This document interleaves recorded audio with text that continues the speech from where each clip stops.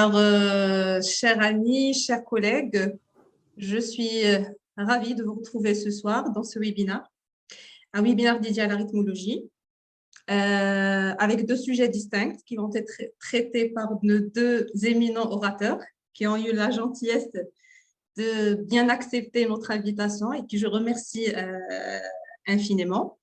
Par la même occasion, je remercie les laboratoires Pfizer de nous avoir soutenus et de nous d'avoir participé à la réalisation de cette belle rencontre. Voilà, sans plus tarder, je cède la parole à mon ami, collègue, professeur Minawissi Mohamed, professeur assistant à la faculté de médecine d'Agadir et membre du bureau de l'Association des cardiologues de Sud, et que je remercie pour tous ses efforts pour la réalisation aussi de cette soirée. Alors, sans plus tarder, je donne la parole à Si Mohamed. Quant à moi, je vous retrouve vers la fin de la soirée. À toi la parole, Si Mohamed. Merci, Madame la Présidente. Mes chers amis, mes chers collègues, c'est un immense plaisir d'être parmi vous ce soir pour cette soirée scientifique dédiée à la rythmologie. Donc, c'est un programme de formation qu'organise l'Association des cardiologues du Sud et qui est sponsorisé par nos amis Pfizer, donc que nous remercions par la même occasion. Et pour cette soirée, donc, nous avons deux grandes pointures donc, de la rythmologie, donc notre cher professeur Moustapher, qui nous a fait l'honneur et le plaisir d'être parmi nous ce soir, et docteur Walid Amara, donc, que nous remercions. Donc, bien sûr, nos orateurs, on n'a pas besoin de les présenter, mais bien sûr, je me ferai le plaisir de le faire. Alors, ce soir, on aura deux thématiques à traiter. Donc, une première thématique avec le professeur Moustapher, donc la thématique des troubles de rythme dans le cadre de l'HTA. Et puis, en deuxième partie, Dr Walid Amara nous fera donc, le plaisir de faire la lecture des nouvelles recommandations européennes dans la prise en charge de la fibrillation auriculaire. Alors, dans un souci d'accommodation, bien sûr, on laissera la discussion à la fin, donc pour que nos deux orateurs puissent faire leur présentation. Et puis, bien sûr, donc, nous vous demanderons d'interagir avec nous. Donc, bien sûr, vous avez un onglet questions-réponses où vous pouvez poser toutes vos questions et on se fera, bien sûr, le plaisir d'y répondre. Alors, pour la première partie, donc, professeur Moustapher, professeur rythmologue interventionnel, notre cher président-élect de la Société marocaine de cardiologie, donc, nous fait l'honneur aujourd'hui d'être parmi nous. Et il nous traitera le sujet donc, des troubles de rythme dans le cadre de l'HTA. Alors, sans plus tarder, je lui laisse la parole. Professeur Moustapher, à vous la parole pour nous faire la présentation.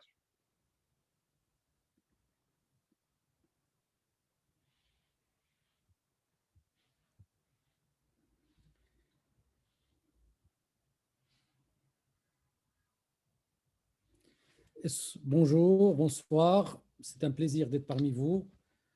C'est un plaisir de retrouver Walid. Je lui souhaite à mon tour la bienvenue. Il est chez lui, il est parmi les siens. Et nous sommes particulièrement honorés qu'il fasse partie officiellement et officieusement de l'équipe de l'enseignement et du partage de ce qu'on sait dans cette belle spécialité qui est la rythmologie. Merci à mes amis d'Agadir. J'aurais bien aimé être parmi vous, mais vous savez qu'on ne peut pas tout faire malheureusement. Sans plus tarder, je vais m'attaquer à un sujet que j'ai présenté il y a une dizaine d'années à Fès pour les cardiologues de Fès et que j'ai revu et effectivement beaucoup de choses ont changé. Beaucoup de choses ont changé.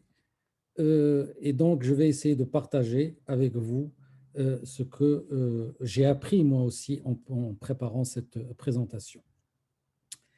La cardiopathie hypertensive a plusieurs façons de se manifester.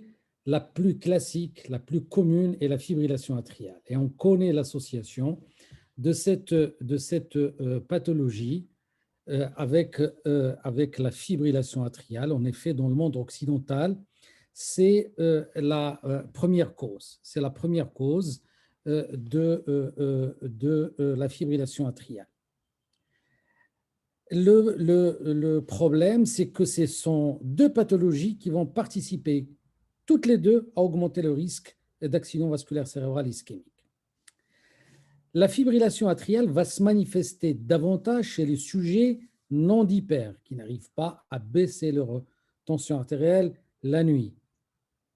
Et qu'on sait que l'hypertension artérielle va entraîner des changements hémodynamiques, neuroendocriniens et un remodelage atrial et ventriculaire, et ceci va prédisposer à faire des arythmies. L'hypertrophie ventriculaire gauche est vraiment au cœur des arythmies, aussi bien des arythmies à l'étage atrial qu'à l'étage ventriculaire. Et enfin, sachez que l'existence d'une hypertrophie ventriculaire gauche va entraîner des altérations microvasculaires et prédisposer à une ischémie myocardique. Et cette ischémie myocardique n'est pas en relation avec des atteintes des gros vaisseaux, mais avec une atteinte de la microcirculation.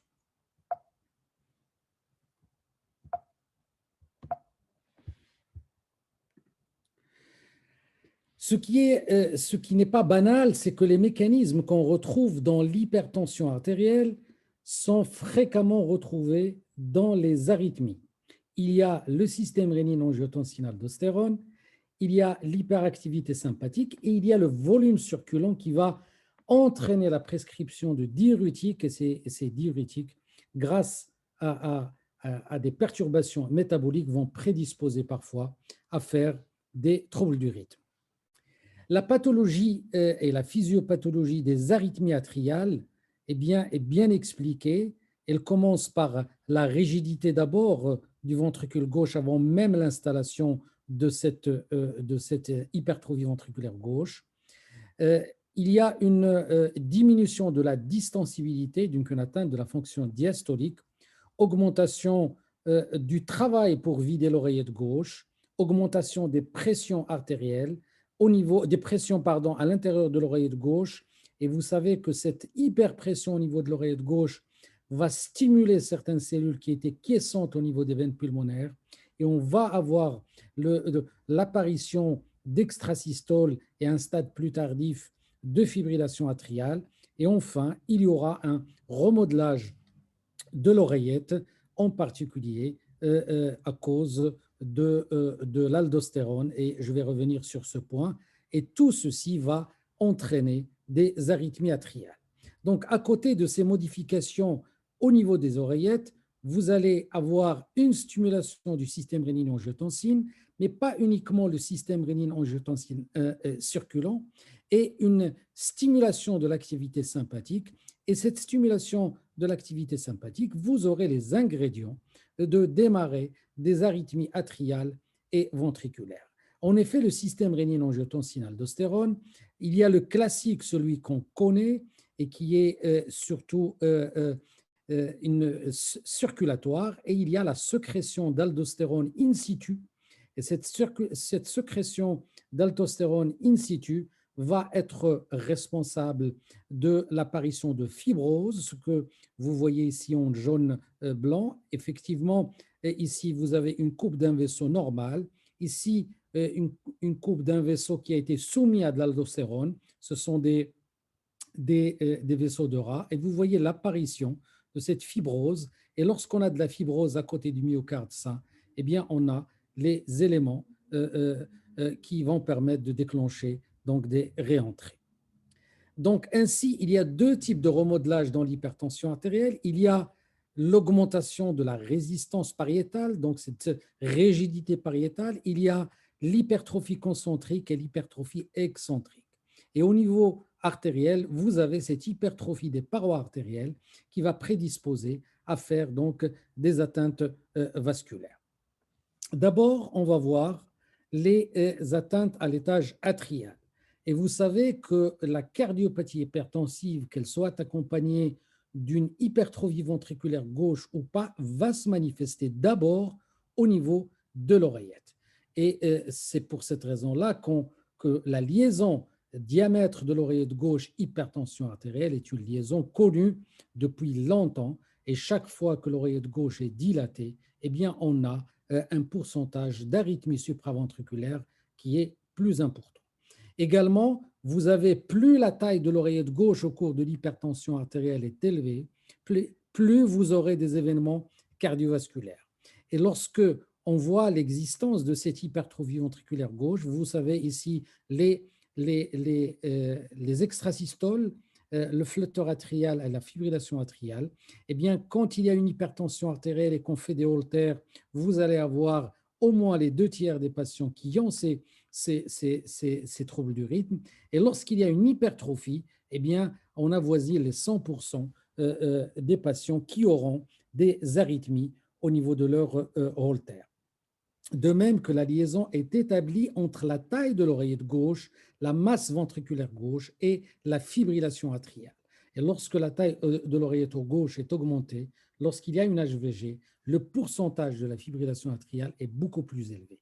Et comme je l'ai dit au début, l'association hypertension artérielle, fibrillation atriale est connue, elle a été rapportée dans les plus grands cohortes publiées.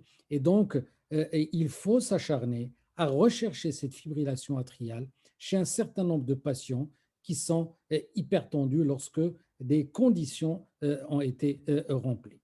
Qu'est-ce qu'on cherche sur un électrocardiogramme de base? Je ne vais pas faire de la sémiologie électrocardiographique. Une hypertrophie atriale gauche est un élément qui est en faveur, mais surtout la dispersion de l'onde P, c'est un élément sémiologique qu'on oublie de chercher. Eh bien, cette dispersion de l'oreillette de l'onde P, vous allez mesurer l'onde P dans les dérivations des membres. Et vous voyez ici, par exemple, qu'il y a 3 petits carreaux dans la durée de l'onde P. Et lorsqu'on la mesure au niveau de D3, vous avez un petit carreau. Et donc, cette différence dans la durée de l'onde P est un élément qui a été rapporté comme un élément prédictif de l'apparition d'une fibrillation atriale.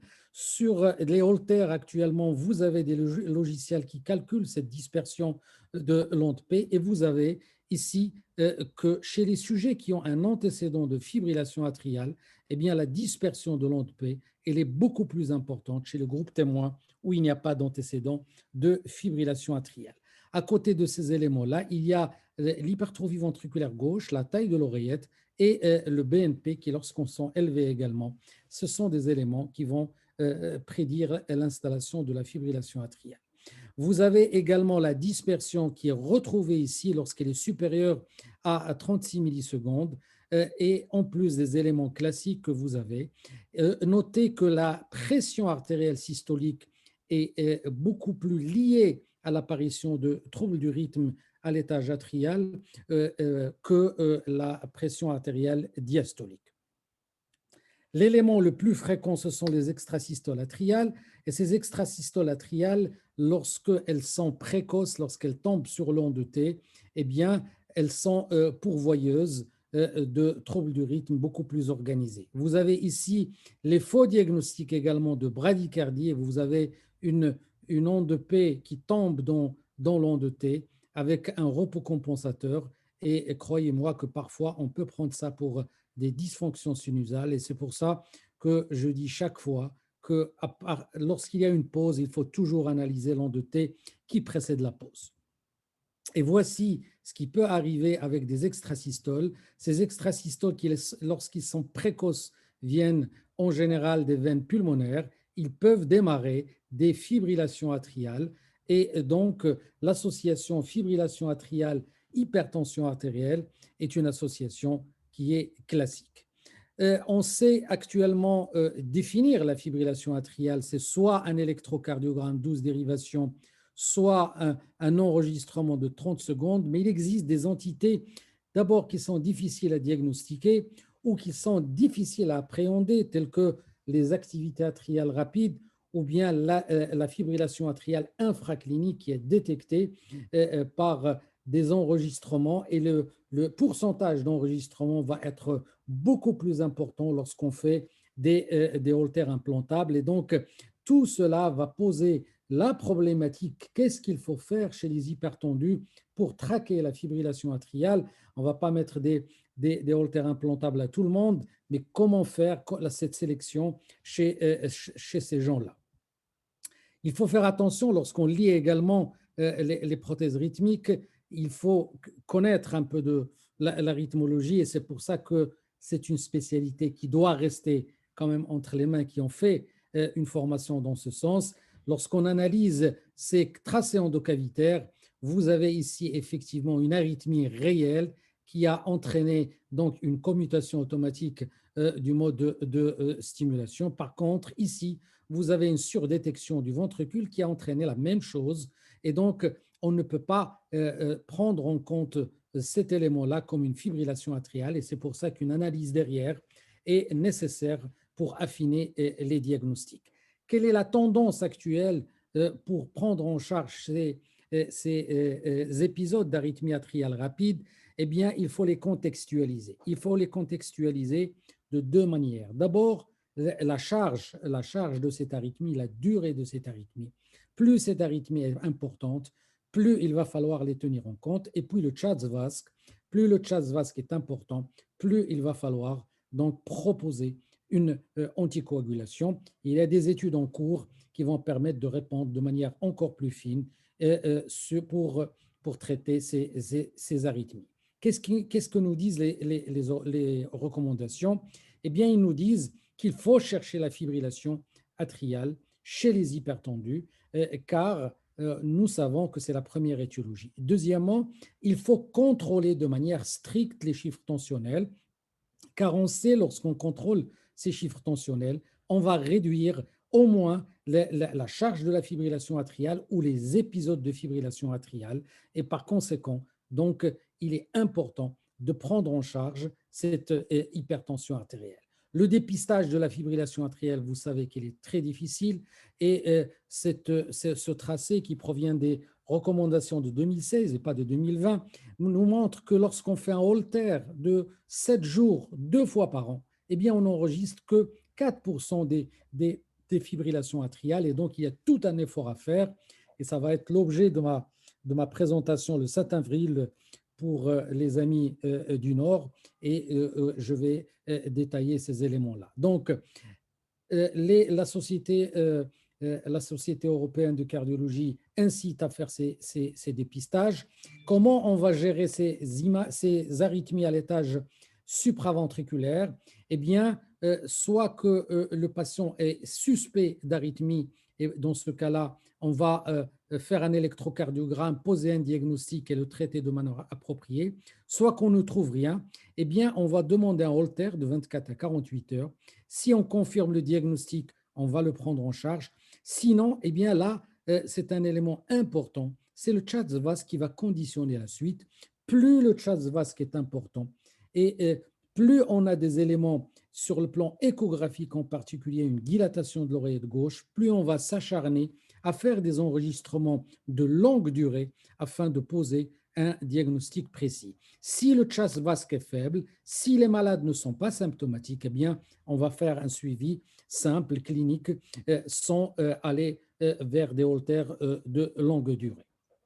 Et ça, ce sont bien sûr des recommandations du consensus des sociétés savantes européennes, américaines, asiatiques et américaines du Sud. Donc, qu'est-ce qui est recommandé par ce papier du consensus? Eh bien, on va bien entendu essayer toujours de rechercher cette fibrillation atriale au cours de l'hypertension artérielle. Il faut prendre en charge le risque thromboembolique au cours de la fibrillation atriale, mais c'est une indication classe 1, il est en vert. Il faut également être strict dans le contrôle des chiffres tensionnels, car chez ces gens-là, on aura à prescrire des traitements anticoagulants en général, et si on prescrit des traitements anticoagulants, eh bien, il va falloir d'abord qu'on diminue ce has-bled en contrôlant les chiffres tensionnels, et deuxièmement, il va falloir éviter donc ces excès d'hémorragie lorsque la tension artérielle n'est pas bien contrôlée. Deuxièmement, on sait que c'est l'hypertension artérielle systolique avec l'HVG qui donne le plus de problèmes rythmiques à l'étage atrial, et c'est pour ça qu'on peut préconiser donc des enregistrements prolongés lorsqu'on a une histoire longue d'HTA systolique et une hypertrophie ventriculaire gauche. Cela est associé également à un contrôle du mode de vie qui peut aider à contrôler ces arythmies. Et là, ce sont des indications recommandées en classe 2. À côté des arythmies atriales, vous avez les arythmies ventriculaires.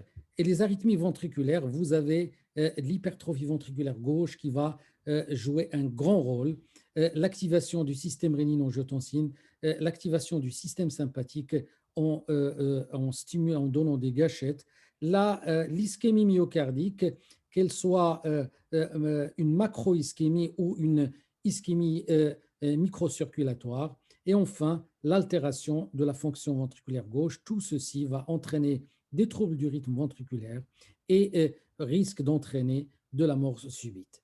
Et vous savez que ce surrisque de mort subite est une réalité puisqu'on connaît depuis de longues années qu'il est 3 fois plus important chez l'hypertendu quand il existe une hypertrophie ventriculaire gauche.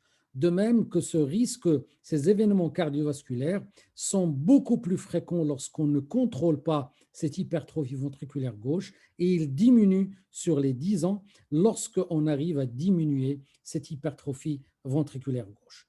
Et l'hypertrophie ventriculaire gauche, vous savez ce que c'est, je ne vais pas insister. Je voudrais uniquement attirer votre attention dans la pratique de tous les jours. Le Sokolov n'est pas toujours important, mais on a souvent chez les hypertendus qui ont évolué depuis quelques années des flèches S profondes en V3 qui peuvent être le témoin d'une hypertrophie ventriculaire gauche. Vous avez également les extrasystoles ventriculaires, et ces extrasystoles ventriculaires sont très fréquentes au cours de l'hypertension artérielle. Il ne faut pas également s'acharner sur ces extrasystoles ventriculaires lorsqu'ils n'ont pas les critères de gravité habituels, et en particulier le nombre important qui dépasse 15%. Ces extrasystoles sont très fréquentes et vous allez voir dans les recommandations, on ne donne pas d'antiarythmique lorsqu'il n'y a pas certains critères de gravité. Ces extrasystoles sont très fréquentes lorsqu'il existe une hypertrophie ventriculaire gauche et ces extrasystoles, regardez, lorsque chaque fois qu'il y a une hypertrophie ventriculaire gauche, les pourcentages peuvent atteindre même les 2/3 des patients. Ils sont également fréquents quand la durée, regardez, lorsque la durée sur 8 ans, on a plus d'extrasystoles, mais également selon la fraction d'éjection, plus la fraction d'éjection est basse, plus vous allez avoir des extrasystoles, mais même lorsque la fraction d'éjection est conservée, plus vous avez une tension pariétale et donc une atteinte de la fonction diastolique, plus vous allez avoir des extrasystoles compliquées, des stades de Lone relativement avancés. Regardez également chez ces patients où vous avez des hypertrophies ventriculaires, vous avez non seulement la fréquence, mais également la complexité des extrasystoles qui est beaucoup plus importante chez les sujets par rapport aux sujets qui n'ont pas d'HVG et par rapport aux sujets qui ont une tension artérielle normale. L'HVG de l'hypertendu va entraîner un allongement du QT, une mauvaise adaptation du QT par rapport à la fréquence cardiaque, et vous aurez également des anomalies de l'alternance des ondes T qui vont prédisposer à faire du trouble du rythme ventriculaire. Vous avez également des anomalies dans la variabilité sinusale, et vous savez que c'est un critère qui peut rentrer en jeu pour évaluer le risque rythmique. Voilà ce que propose donc le consensus des sociétés savantes. Vous avez ici des arythmies non soutenues, des extrasystoles, des couplets ou des tachycardies ventriculaires non soutenues. Vous allez obligatoirement faire un certain nombre de choses. Vous allez faire un électrocardiogramme, un Holter, une échocardiographie. Et cette échographie, elle est importante, soit que vous n'avez pas les ingrédients d'une atteinte cardiaque, et dans ce cas-là, vous devez prescrire un certain nombre de produits. Vous avez les bloqueurs du système rénine-angiotensine pour les raisons que je vous ai montrées, parce qu'ils sont impliqués dans la genèse de ces éléments, et vous avez la prescription de bêta-bloquants. Il faut éviter et traiter les hypocalémies et regarder le consensus d'experts. Il vous dit, vous n'avez pas besoin d'antiarythmique pour supprimer ces extrasystoles lorsqu'il n'y a pas les grandes lignes d'une atteinte cardiaque.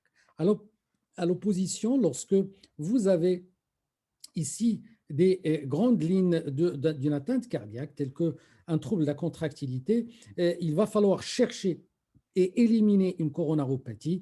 Et lorsque vous avez une suspicion d'autres cardiomyopathies, telles qu'une cardiomyopathie dilatée ou une inflammation myocardique, là, vous devez demander l'IRM. Le traitement, il est le même, mais associé à un traitement de l'insuffisance cardiaque classique et toujours guetter et traiter cette hypocalémie pour ne pas avoir, vous savez que les dyscalémies en général donnent des troubles du rythme et on n'a pas besoin d'antiarythmiques sauf lorsque il y a des signes tels qu'une fréquence supérieure à 20%, une dysfonction ventriculaire gauche qu'on arrive à relayer à ces extrasystoles. Là, l'ablation rend de grands services chez ces patients-là. Donc, voici ce que je viens vous dire avec une forte recommandation, c'est-à-dire Holter échocardiographie et une orientation des examens selon la normalité de l'écho ou pas. Il est également, lorsqu'on suspecte une ischémie myocardique, recommandé en classe 2 de faire un test d'effort. Et sachez qu'il a été rapporté au cours des tests d'effort, et ça j'ouvre une parenthèse pour les arythmies atriales, que les arythmies atriales qui apparaissent dans la phase de récupération du test d'effort eh bien, sont également annonciatrices de l'installation dans les années à venir d'une fibrillation atriale. La fréquence cardiaque est quelque chose de très important et ça fait partie des recommandations de la Société européenne de cardiologie. C'est un élément à prendre en compte lorsqu'on veut traiter les hypertendus et c'est un élément qui va vers la prescription d'un bêta-bloquant. Vous savez que cette fréquence cardiaque, elle est importante chez le coronarien, l'insuffisant cardiaque, mais également chez les hypertendus. Et il y a beaucoup d'études qui ont montré la surmortalité des hypertendus lorsqu'il y a une fréquence cardiaque qui est rapide. Rapidement, les troubles conductifs, vous savez que le pourcentage des troubles conductifs est beaucoup plus élevé chez les hypertendus, en particulier les blocs auriculoventriculaires, et on parle donc d'une élongation, d'une souffrance des voies de conduction. Vous avez également, par la fibrose, une fréquence plus importante de la dysfonction sinusale, et vous savez de toute façon que là où il y a la fibrillation atriale, la dysfonction sinusale n'est pas très loin, et car la fibrose ne va pas faire n'a pas de siège électif où elle va se développer, et donc fréquemment on a de la fibrillation atriale avec la dysfonction sinusale.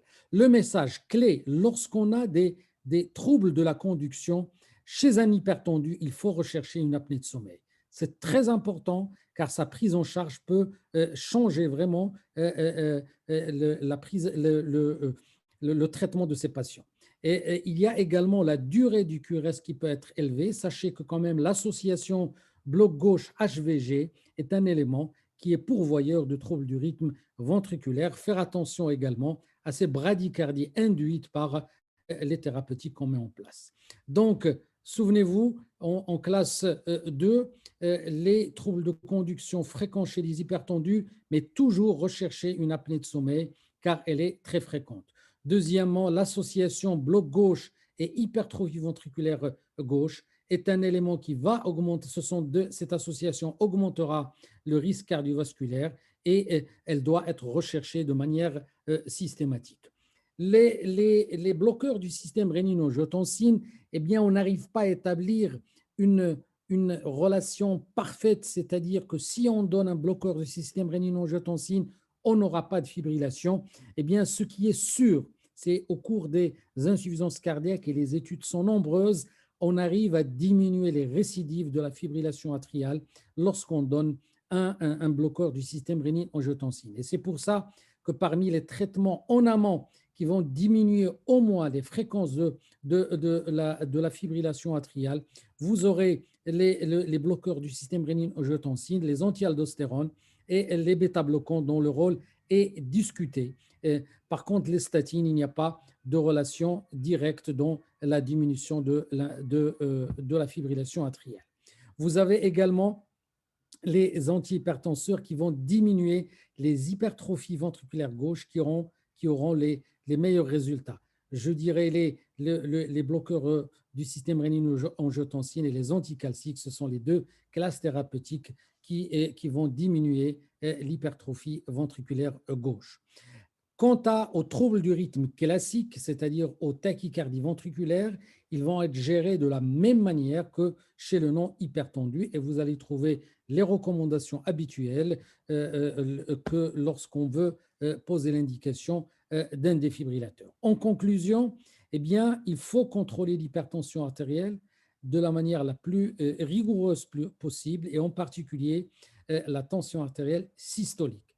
Plus l'hypertension est ancienne, plus on aura des troubles du rythme, plus les malades sont non d'hyper, plus on aura de la fibrillation atriale. Il faut guetter ces troubles du rythme et ne pas attendre l'hypertrophie ventriculaire gauche. Les bloqueurs du système rénine-angiotensine, heureusement qu'ils font partie de la première cascade thérapeutique. Ce sont les traitements les plus intéressants dans la prévention des troubles du rythme chez l'hypertendu. Et enfin, il faut faire donc un check-up régulier, rythmique, chez les sujets en particulier qui ont des hypertrophies ventriculaires gauche ou des dilatations de l'oreillette. Beaucoup d'inconnus, et ce sont des questions qui ont été soulevées par un groupe d'experts, ce ne sont pas les miennes, c'est pour ça que j'ai mis la plaque en haut.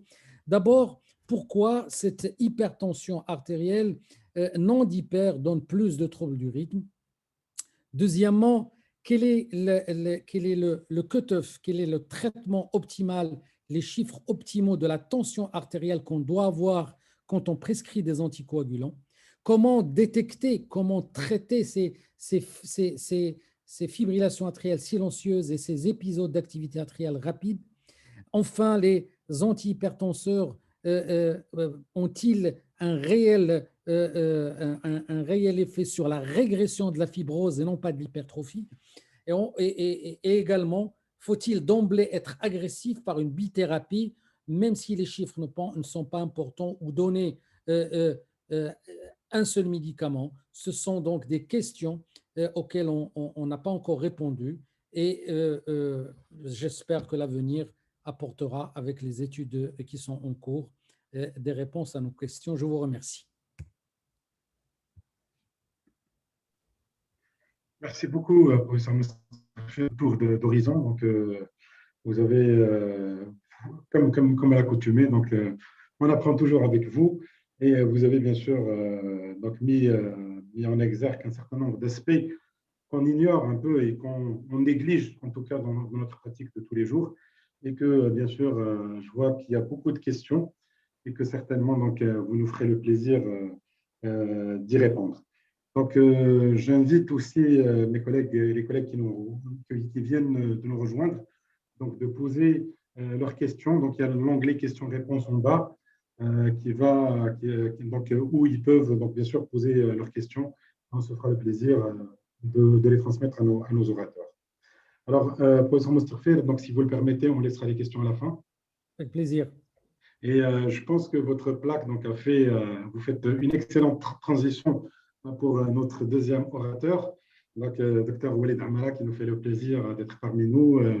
Dr Walid Amara, donc, vous le connaissez tous, rythmologue interventionnel, président élect du Collège national des cardiologues hospitaliers en France, donc, qui exerce au CH de Montfermeil, donc, qui est responsable de l'unité de rythmologie. Et qui est connu donc, beaucoup dans les réseaux sociaux, donc, avec un grand sens de partage. Donc, il nous fera le plaisir de faire la lecture des nouvelles recommandations européennes sur la prise en charge de la fibrillation auriculaire. Dr Amara, à vous la parole pour la deuxième présentation. Merci beaucoup pour l'invitation. C'est un énorme plaisir d'être avec vous virtuellement, en attendant, j'espère, d'être avec vous physiquement. Moi, j'ai réservé mon billet d'avion pour le Maroc pour cet été et j'y crois fortement. Donc, alors, je dois vous parler des recommandations de la Société européenne de cardiologie en 20 minutes. Juste, si vous vous rappelez, c'était en libre accès cet été d'accéder à ces recommandations et j'ai dû revoir la session plusieurs fois parce que ça durait 1 heure et il y avait 150 slides, je pense, de cette présentation. Et donc, je vais essayer de vous passer les messages que j'ai trouvés les plus pertinents. D'abord, ce qu'il y a d'intéressant, c'est que toujours, quand on assiste à une présentation, c'est ce qu'on fait là. Sinon, on serait tous isolés devant notre ordinateur à regarder des slides ou regarder des PDF. C'est cet échange. Alors, donc, première chose, j'ai trouvé très marquante, hormis que à partir de 50 ans, on dit qu'on a une chance sur 3 d'être en FA dans sa vie, ce qui est quand même une information importante. Que peut-être que dans le Maghreb, on est moins touché qu'en Europe. On est dans la zone verte dans le Maghreb, alors qu'on est dans la zone rouge en Europe ou aux États-Unis. Les définitions, il a dit, professeur Moustakfir, c'est que l'AFA, je vous rappelle, la définition, c'est un ECG 12 dérivation en FA ou un tracé d'une dérivation d'au moins 30 secondes en FA. Ça, c'est ce qu'on appelle la FA clinique.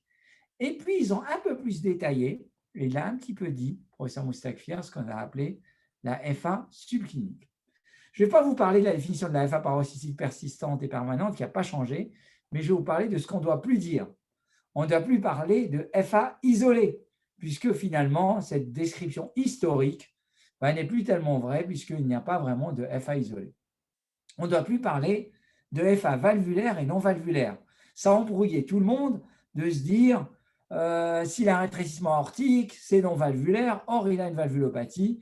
Vous verrez que dans les recommandations sur traitement anticoagulant, on parlera de est-ce qu'il a une valve mécanique, est-ce qu'il a un rétrécissement mitral chirurgical, et dans ce cas-là, il a une indication aux AVK, ou est-ce qu'il n'a pas ça, et dans ce cas-là, suivant son score CHA2-VASc, c'est plutôt AOD qu'AVK. Et on ne doit pas parler de FA chronique, puisqu'on devrait utiliser le terme de FA permanente. Et la FA permanente, c'est tout simplement une décision médicale, puisqu'à défaut, ce serait une FA persistante prolongée, chez qui on voudrait tenter de remettre en rythme sinusal. Ça, c'est important, parce que même dans les courriers, qu'on utilise les mêmes termes. Deuxièmement, ils ont introduit un certain nombre de concepts et d'algorithmes, on a appelé ça 4S, mais qui ont plein de bon sens clinique. Dans le 4S, chaque patient en FA, on devrait l'évaluer de manière structurelle. On doit évaluer bien sûr son risque d'AVC, stroke, c'est le premier S, on le fait tous, notamment le fameux score CHA2-VASc. Deuxièmement, on devrait évaluer la sévérité des symptômes. Notamment, il y a le score ERA qu'on est peu nombreux à utiliser, mais finalement, il se rapproche du score NYHA de l'insuffisance cardiaque.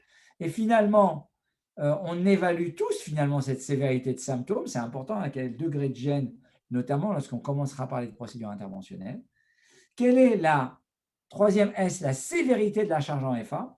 Vous imaginez que ce n'est pas pareil d'avoir une FA paroxystique ou une FA persistante prolongée, et quelle est la charge totale en FA, par exemple lorsqu'on monitore ces patients sur des périodes prolongées. Et le quatrième S que j'aime beaucoup, qui est la sévérité du substrat. Et là, on insiste sur à la fois l'évaluation clinique, sur des évaluations du risque de progression de la FA, mais également là, on retourne de l'imagerie, le TT, plus ou moins le TO dans certains cas, le scanner, l'IRM cardiaque, des biomarqueurs qui permettraient de mieux évaluer finalement ce substrat. Donc ça, c'est les 4S. Et donc, on dit qu'il faut évaluer structurellement ces patients-là. C'est du niveau de classe 2A, niveau de preuve C, parce que la caractérisation structurelle, il n'y a pas d'étude qui va vous démontrer que c'est important de faire une IRM cardiaque à un patient. Mais c'est déjà un consensus d'experts à ce niveau-là. Deuxième élément très important, dès le début, très rapidement dans cette présentation, on nous a parlé du screening de la FA. Le professeur Moustakfir l'a légèrement éludé, légèrement en a parlé. Donc, vous voyez que sur la gauche, vous voyez que les outils sont multiples, qui vont de la prise du pouls aux nouvelles montres connectées comme celle-là. Donc, c'est assez variable, au holter implantable, au holter longue durée, donc multiples outils. Vous voyez que les indications du monitoring, du screening de la FA n'ont pas tellement changé. Je trouve qu'elles n'ont même pas changé par rapport à 2016. On dit d'abord, il faut au moins prendre le pouls ou éventuellement faire un rythme ECG, mais minimum prendre le pouls chez tout patient de plus de 65 ans. Il faut au moins faire un ECG à tout patient de 75 ans et plus ou qui a des facteurs de risque d'AVC. Donc, bien sûr, mon diabétique, mon hypertendu, on va lui faire un ECG de manière régulière. Il faut interroger les pacemakers, les défibrillateurs, regarder leur mémoire pour voir s'ils n'ont pas… Alors, on n'appelle pas ça de l'AFA, mais on appelle ça des AHRE, des rythmes atriaux rapides. Pourquoi? Parce que finalement, quand vous avez ce que la machine va nous dire, c'est probablement de l'AFA, il faut une analyse fine du tracé. Mais pour la première fois, vous allez voir que ça, je vais vous donner un peu plus de choses où vous allez pouvoir commencer à avoir des outils pour peut-être prescrire notamment les anticoagulants, je ne sais pas si on a, en attendant des études randomisées avec les AOD en cours. Et puis, chez les patients, par exemple, en cas d'AVC, il faut documenter l'AFA pour notamment discuter du traitement anticoagulant. Je ne détaillerai pas trop ici. Donc, je vous ai dit, la FA subclinique va inclure finalement à la fois tout ce qui va être enregistré par les moniteurs implantables, par les pacemakers, les défibrillateurs, les haltères implantables, malgré qu'ils font un mini-ECG, et également les wearable ECG, c'est-à-dire par exemple les vestes qui font l'ECG, tout ce qui va être outils qui vont permettre d'évaluer l'ECG, mais pas par un vrai appareil ECG. Et vous voyez que pour la première fois, on nous donne un début de recette. On nous dit, voilà, le risque, voyez, est-ce qu'il faut mettre des anticoagulants? Vous voyez, quand le score Schwartz-Wask est supérieur ou égal à 2 ou à 3 si c'est une femme, et vous voyez que plus l'épisode va durer longtemps, plus le risque d'AVC augmente. Et vous voyez que finalement, si ça dure 1 heure d'affilée, à partir du seuil d'1 heure, le risque commence à augmenter. Et puis, si vous êtes à plus de 24 heures, c'est des épisodes de 24 heures, là, le risque devient significatif. Vous voyez là, sur la droite, c'est le risque d'AVC suivant la charge des AHRE, ce n'est pas de la charge en FA, mais de la charge AHRE, et suivant le score Schwartz-Wask. Et vous voyez que vous avez ce fameux délai de 6 minutes qui est tiré d'une étude qui s'appelle ACERT. Et vous voyez que pour un score égal à 2 au milieu, vous voyez un épisode de FA qui va durer entre 6 minutes et 23 heures, vous voyez votre risque d'AVC est de 0,62%. Et par contre, si vous vous avez une charge quotidienne qui peut aller à 24 heures, là vous êtes à 1,5% de risque d'AVC, là vous rentrez dans la zone rouge. Donc vous voyez que votre durée d'épisode vous devez prendre en compte un truc un petit peu compliqué qui prend en compte à la fois le Schwartz-Wask que vous faites pour l'AFA, mais également la durée de l'épisode. Et donc le seuil, moi j'aime bien ce seuil finalement de dire, vous voyez sur la gauche également, vous voyez le seuil dès 1 heure, moi je trouve que ça commence à devenir significatif. Et quand vous êtes à 24 heures, vous êtes vraiment dans le dur. Et voilà, donc il faut évaluer bien sûr le score Schwartz-Wask des patients pour déterminer si on met ou pas des anticoagulants. Deuxième algorithme, CC to ABC. CC, c'est confirmer la FA, bien sûr. On ne va pas anticoaguler parce qu'on y croit. Il nous faut confirmer la FA, notamment par exemple, parce que vous avez des patients qui ont des palpitations, il faudra le diagnostiquer, voir éventuellement avec les outils connectés. Caractériser, ça c'est les 4S, on l'avait fait. Et puis ABC, c'est des choses assez logiques. A, c'est l'anticoagulation pour éviter les AVC, avoid stroke. B, c'est contrôler les symptômes pour améliorer la qualité de vie. Avec là, on va discuter entre le contrôle de fréquence et le contrôle du rythme. Je vais vous donner les nouveautés. Et C, c'est traitement des comorbidités. C'est bien sûr traiter une hypertension artérielle, mais traiter les facteurs de risque, l'obésité, on a parlé de l'apnée du sommeil tout à l'heure. Donc voilà, c'est traité dans ces recommandations. Le document fait plus de 120 pages, bien entendu. Pour le risque d'AVC, ça n'a pas changé. On nous met toujours le score Schwartz-Wask. Et comme facteur de risque majeur, je vous rappelle, les deux majeurs, c'est les antécédents d'AVC ou d'AIT, et c'est l'âge de plus de 75, supérieur ou égal à 75 ans. Ça, c'est les facteurs de risque majeurs. Deuxièmement, on nous dit qu'il faut réévaluer le score Schwartz-Wask régulièrement. Ça, c'est une étude qui a été tirée de la présentation officielle et cette figure n'est pas dans le texte PDF. C'est pour ça que j'ai fait exprès de laisser l'épaule de la personne qui présentait. J'ai fait une capture d'écran. Et vous voyez cette publication de Gregory Lipp, l'équipe de Gregory Lipp, c'est eux qui ont publié Schwartz-Wask, je vous rappelle. Et vous voyez qu'avec les années, le nombre de facteurs de risque va augmenter. C'est-à-dire que le patient qui n'était pas hypertendu va le devenir, le patient va devenir plus vieux, va développer un diabète, va développer une maladie vasculaire. Et donc, il faut réévaluer, notamment 3 à 4 mois après diagnostic initial de l'AFA, réévaluer votre score Schwartz-Wask. Et donc, le A, c'est avoid stroke et c'est anticoagulation sauf cas particulier. Et c'est idéalement les AOD, ou alors un AVK, mais avec une très bonne anticoagulation, ce qu'on va considérer dans ce qu'on appelle un TTR, Time to Therapeutic Range, le temps passé en zone efficace, c'est-à-dire entre 2 et 3, supérieur à 70%. Ça veut dire quoi? Regardez, dans la prévention des AVC, les AOD sont recommandés en préférence aux AVK classe 1. Donc ça, c'est très important. Classe 1, niveau de preuve A, chauffe bien sûr si c'est une valve mécanique ou si c'est un rétrécissement mitral modéré à sévère. Chez les patients qui ont un score égal à 0, ou c'est une femme qui a un score égal à 1, c'est-à-dire elle est juste femme, mais elle a moins de 65 ans, sans facteur de risque, on ne devrait rien mettre. Mais j'ai vu qu'il y a une question tout à l'heure, on pourrait y répondre sur les cas particuliers, parce que c'est toujours difficile. Ces patients-là sont très rares, qui sont jeunes et qui n'ont rien d'autre. Ils sont globalement très rares. Et donc, des fois, il faut un petit peu les couper en rondelles. Si le patient est sous AVK, il n'est pas bien anticoagulé, ben, il vaut mieux le switcher à un AOD. C'est la meilleure stratégie, grâce 1. Ou alors, essayer d'améliorer son AVK par l'éducation, les conseils, recontrôler les INR, changer l'AVK pour un AVK à durée longue, etc. On ne met pas d'aspirine. En tout cas, pas de monothérapie par aspirine, même chez les patients à bas risque. On évalue le risque hémorragique, mais le risque hémorragique ne contre-indique pas traitement anticoagulant. Quand on faisait le Hasbled, moi, ce que je vous conseille dans le fameux score Hasbled, c'est de faire un Hasbled corrigé. C'est-à-dire, dans l'objectif du Hasbled, c'est de corriger les facteurs de risque qui peuvent se corriger. Peut-être arrêter l'aspirine, arrêter un AINS, traiter un ulcère, j'en sais rien. Et le type de FA, paroxystique persistante ou permanente, ne doit pas rentrer en compte dans le choix du traitement anticoagulant. Vous savez qu'il y a les occlusions d'auricules, c'est une des nouveautés, ça commence à pousser par-ci, par-là, mais juste pour vous rappeler que ça reste des indications très, très limitées et c'est des indications de grade 2B, c'est-à-dire que notre niveau de preuve reste faible, vous voyez, niveau de preuve B et C. Donc vraiment, c'est vraiment à réserver qu'à des patients qui ont un risque d'AVC important et qui ont un risque hémorragique permanent, c'est-à-dire pas réversible, élevé. Donc ça reste exceptionnel dans ma pratique. Et en plus, il faudrait qu'ils puissent supporter un peu d'anticoagulant. Donc vous êtes un peu difficile. Ça, c'est l'algorithme pour l'anticoagulation. Si vous regardez attentivement, il n'a pas tellement changé. Et globalement, je peux vous dire, le schéma est le même. On doit vérifier si le patient a un RM modéré à sévère ou une valve mécanique. Et dans ce cas-là, c'est AVK, adapté à sa valvulopathie.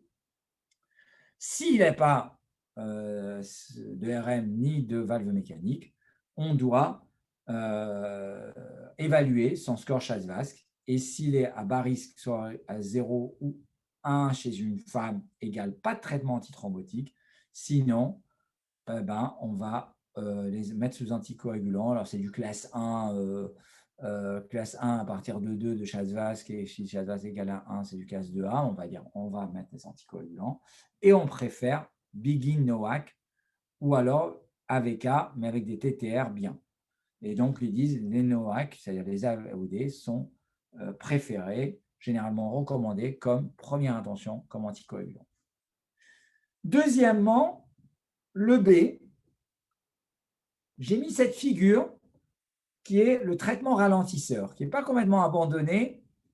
Et on pourra en parler dans la discussion. Depuis les recommandations, on a eu plein d'autres nouveautés qui poussent encore plus au traitement de contrôle de fréquence. Il y a eu ISTAFnet 4 qui a été présenté au même congrès et il y a eu Stop AF et Early AF qui ont été présentés à l'AHA virtuel en novembre et qui sont publiés dans le New England Journal of Medicine qui évalue la cryoablation en première intention. Mais bon, est-ce qu'il y a des patients que je peux juste ralentir? Eh bien, j'envisage le traitement ralentisseur chez tous les patients pour les ralentir, parce que d'ailleurs, vous allez voir que la flécaïne maintenant, il y a le retour de la combinaison flécaïne bêta-bloquant, on n'en parlait plus. J'avais appris ça quand j'étais étudiant en médecine. Et puis, on n'en parlait plus. On sait que le flécaïne peut donner des flotteurs rapides. Et donc, j'avais appris comme vous qu'il s'allait mieux de l'associer au bêta-bloquant. Moi, dans le Vidal, c'est écrit, dictionnaire Vidal, ce qui s'écrit, il vaut mieux éviter. Quand je le mettais, la pharmacie m'appelle et on me dit, normalement, il ne faut pas les associer. Maintenant, on me dit que c'est mieux de les associer.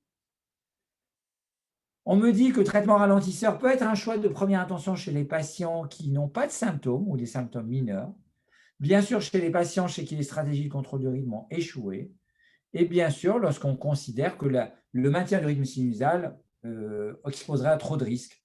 J'en sais rien, au risque de l'amiodarone ou s'il a déjà eu des ablations de FA et qu'on ne veut pas trop prendre de risques supplémentaires. Et donc, dans ce cas-là, la stratégie de contrôle de fréquence, vous allez voir, c'est essentiellement une stratégie assez cool avec une fréquence de repos inférieure à 110 par minute sur le CG de 12 dérivations. Vous voyez, avec une fréquence beaucoup plus sévère dans un nombre limité de patients. Les traitements ralentisseurs, ça n'a pas changé, c'est plus bêta-bloquant, dithiazène, verapamil, et puis vraiment la digoxine, c'est dans l'insuffisance cardiaque. Et vous voyez, la fréquence, c'est plutôt, il dit, c'est une contrôle de fréquence assez cool. Contrôle du rythme maintenant, c'est-à-dire traitement antiarythmique et ablation. Le contrôle du rythme est recommandé pour le traitement des symptômes et pour améliorer la qualité de vie des patients symptomatiques. Vous voyez, c'est classe 1A. Alors, c'est traite les symptômes parce qu'on n'a pas beaucoup de données sur l'effet de morbimortalité. Alors, vous voyez que quand on fait ce choix entre contrôle de rythme et contrôle de fréquence, on fait tout ce qu'on fait nous, tous cliniciens. Plus il est jeune, plus c'est le premier épisode, plus peut-être qu'il a fait de l'insuffisance cardiaque liée à la FA, plus il a une oreillette pas dilatée, plus il s'est aggravé à l'occasion de la FA, plus il veut lui-même être en rythme sinusal, plus nous on y croit, plus tout ça, ça va être des arguments pour le contrôle du rythme plutôt que le contrôle de fréquence. Et deuxièmement, il ne faut pas oublier, et ça c'est très important, de dire que le traitement antiarythmique, il est là pour réduire les symptômes, son efficacité est modeste, 50-60%, 1 an grand max, que ça réduit les récurrences et que bien sûr, là, ils ont bien insisté sur les effets proarythmiques, les effets extracardiaques et que quand on prescrit un antiarythmique, on devrait plus réfléchir à la safety de notre traitement qu'à l'efficacité. Donc ça, c'est intéressant. Raisonnez plus sur la tolérance de votre traitement. Et vous allez voir qu'il y a quelques changements. Énorme changement, c'est que le sotalol, vous voyez là en bas, il a été déclassé et il a été mis en grade 2B. Je ne sais pas si vous avez du sotalol en Maroc, beaucoup. Je ne sais pas, en Algérie, ils n'ont pas de sotalol. Et nous, on l'utilisait assez pas mal. Et on m'a expliqué finalement que le sotalol, ça ne se prescrit pas comme un bêta-bloquant. Bien sûr, ça allonge le QT. Et il faut bien monitorer ces patients. Et finalement, pas que monitorer le QT, mais monitorer la kaliémie, la créate, les effets proarythmiques. Et il y a des études de vie réelle qui montrent qu'il y a des effets proarythmiques nombreux que je ne constate pas dans ma pratique, mais que les études me disent. Donc, vous allez voir que le sotalol, maintenant, finalement, n'est plus dans les traitements en première intention. La dronédarone, elle n'est pas remboursée en France. Elle existe, vous pouvez la prescrire, mais bon, personne n'achète quelque chose qui n'est pas remboursé en France. Elle est classe 1 dans les recommandations européennes, toujours, et puis il y a des études assez intéressantes, notamment sur la morbimortalité, c'est un des antiarythmiques, qui a des données assez intéressantes. Et puis là, vous voyez ce que je vous disais au milieu, on me dit que maintenant la flécaïne, il vaut mieux l'associer à un agent bloquant du nœud auriculoventriculaire, notamment pour sous-bêta-bloquant. C'est du 2A, niveau de preuve C, ça veut dire c'est du consensus d'experts. Et vous savez très bien que c'est là qu'il faut imaginer comment se font les recommandations. Et c'est des négociations entre experts et entre pays, entre habitudes, et trouver un consensus. Et là, il n'y a pas les données, mais globalement, c'est un consensus d'experts. Les grandes nouveautés également, c'est l'ablation. Je sais que l'ablation, en France, elle est remboursée. Au Maroc, c'est limité. Mais quand vous regardez les recommandations, vous dites que la vague arrive et va arriver. Mais il faut faire bien attention. C'est-à-dire que lorsqu'on prend en compte, lorsqu'on veut décider d'une ablation de FA, on doit prendre en compte les risques de la procédure et d'autre part les risques de récurrence de la FA et discuter avec le patient. Et ça, c'est important. C'est-à-dire que si vous m'adressez à un patient pour une ablation de FA, je vais le voir en consultation. Il faut qu'un rythmologue le voie avant. Ce n'est pas genre un pacemaker, il rentre direct à la clinique ou à l'hôpital. On le voit avant, on va expliquer le rapport bénéfice-risque, on va recueillir son consentement de manière éclairée. Et que l'ablation toute seule ne suffit pas. Et ça, c'est impressionnant. J'ai un patient guéri dans ma pratique cardiologique, tout confondu. C'est un patient qui est passé de l'obésité morbide à aussi fin que moi, en se faisant ablater de la FA 2 fois, en se faisant opérer de l'obésité et surtout en ayant changé de vie. Il était livreur en camionnette à Paris, il est devenu livreur en vélo. Véridique. Perte du poids, c'est un élément important. Le contrôle des facteurs qui déclenchent l'AFA, vous les voyez en bas à gauche, et notamment l'hypertension artérielle, l'apnée du sommeil, l'activité physique, les dysglycémies, l'arrêt du tabac, l'hyperlipidémie, etc. Est-ce que, alors, l'ablation de l'AFA, d'abord, en cas d'échec du traitement antiarythmique, est-ce qu'il y a une nouveauté? C'était en classe 1 dans la FA paroxystique. C'est une FA paroxystique, vous mettez sous flécaïne et récidive, c'était classe 1. Maintenant, c'est classe 1, même dans la persistante. C'est lié de plusieurs études, notamment CAPTAF et Cabana. Qu'est-ce qu'on fait? Et on peut même le proposer en classe 2A chez un patient qui récidive après traitement bêta-bloquant. Le bêta-bloquant, même si dans Vaughan-Williams, c'est des antiarythmiques de classe 2, n'est pas un antiarythmique dans le sens que nous, rythmologues, on l'entend dans la FA. Pour le bêta-bloquant, pour le ventricule, c'est un bon antiarythmique. Pour l'oreillette, c'est un traitement ralentisseur. Mais toutefois, si pour une raison ou pour une autre, vous avez mis votre patient sous traitement bêta-bloquant, vous pouvez l'envisager.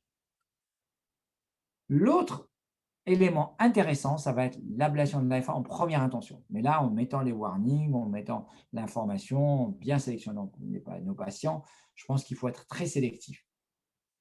Ça veut dire on peut évaluer, on peut indiquer une ablation de l'AFA en première intention, mais chez les patients sélectionnés pour améliorer les symptômes, notamment dans la FA paroxystique, c'est du grade 2A. Dans la FA persistante sans facteur de risque de récurrence majeure, c'est du 2B. Dans la 2A, on a des données d'études, c'est pour ça c'est du niveau de preuve B. Autre élément, et ça c'est l'élément important, tout à l'heure on a vu la FA deuxième intention, on a vu la FA paroxystique en première intention, et maintenant on va voir toujours la première intention, mais c'est l'insuffisance cardiaque. Et là vous voyez que l'insuffisance cardiaque, l'ablation de la FA, passe de classe 2A à classe 1 pour lorsqu'on pense qu'on est dans le cadre d'une cardiopathie rythmique. Parce qu'on a des larges études, plusieurs études randomisées, notamment la plus connue, c'est Castle-AF qui a été publiée dans New England Journal of Medicine en 2018, et qui montre que ça réduit la mortalité et les hospitalisations avec l'ablation, et réduit un critère combinant plusieurs facteurs. Donc, vous voyez que ça veut dire qu'on pourrait la proposer à des patients insuffisants cardiaques, si on pense que c'est une cardiopathie rythmique, pour les améliorer, notamment cette fois-ci sur des critères relativement durs de mortalité et d'hospitalisation. Mais c'est les patients les plus casse-gueule, c'est dangereux parce qu'ils ont une fraction d'éjection basse. Donc, si vous vous gourrez, vous risquez de tuer votre malade. Si vous avez une tamponnade avec fraction d'éjection à 20%, bon courage. Donc, c'est les ablations faites par les champions. Il faut bien sélectionner ces patients-là. Mais je vois l'essor de ces indications-là arriver. Quelle est la technique?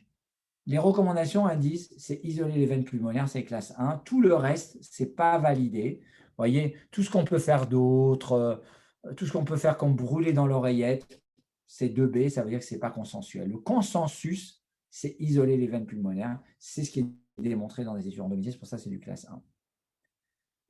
Est-ce que les femmes, on les prend en charge pareil que les hommes? Eh bien, on devrait encore mieux les prendre en charge que les hommes. Vous voyez que on devrait leur accorder des stratégies de contrôle du rythme, incluant l'ablation de la FA, encore de manière renforcée. Vous pouvez imaginer notamment, et dans les recommandations qui étaient sorties un an avant sur les tachycardies supraventriculaires, on nous disait pour éviter les antiarythmiques lors des grossesses, ça peut être intéressant de les libérer de leurs arythmies, notamment par une stratégie interventionnelle, mais donc ça aussi, bien sûr, en pondérant le rapport bénéfice-risque. Pour l'ablation, je dirais, comme également, que depuis ces recommandations, il y a des éléments nouveaux qui pourraient impacter les prochaines. Malheureusement, il faudra patienter. On m'aura invité dans quelques années.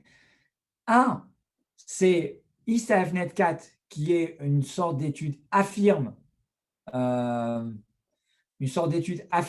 actuelle, c'est-à-dire on randomise les patients entre une stratégie de contrôle du rythme précoce dans le mois qui suit la découverte de l'AFA et une stratégie de contrôle de fréquence. Et la stratégie de contrôle du rythme a fait mieux sur un critère de morbimortalité. Il n'y avait que 20% de patients qui ont été traités par ablation. En gros, ça veut dire l'AFA favorise l'AFA, plutôt vous la traitez, mieux sera le pronostic de vos patients. Et il y a également 2 études randomisées, EARLY-AF et STOP-AF, qui ont été publiées dans New England et qui ont comparé antiarythmique versus ablation de l'AFA par cryothérapie, déconnexion des veines pulmonaires, Alors là, on regarde que le rythme sinusal. Il y en a une avec du Holter implantable et qui montre qu'il y a plus de rythme sinusal avec l'ablation qu'avec les antiarythmiques. Mais attention, il faut bien sélectionner ces malades. On a des problèmes de moyens. Ça vous donne cet algorithme qui n'est pas si compliqué que ça, finalement, même s'il paraît lourd. Vous voyez que, bien sûr, on ne s'adresse là, on ne discute là que du patient symptomatique. On ne traite pas du patient asymptomatique. On n'a aucune preuve qu'il faut leur donner les antiarythmiques ou les ablater. Vous voyez qu'à chaque fois en vert, il y a le choix du patient. Vous voyez que l'ablation, vous pouvez la proposer en première intention, mais ça va être du 2A dans la FA paroxystique, du 2B dans la persistance et du classe 1 dans l'insuffisance cardiaque. Et puis, vous avez, en deuxième intention, l'ablation de FA, bien sûr, est en classe 1.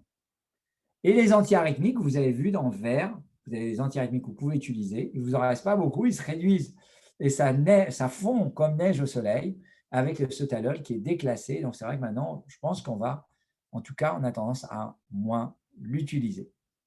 Voilà, j'espère qu'en 20 minutes, j'ai fait un tour assez rapide de ces recommandations.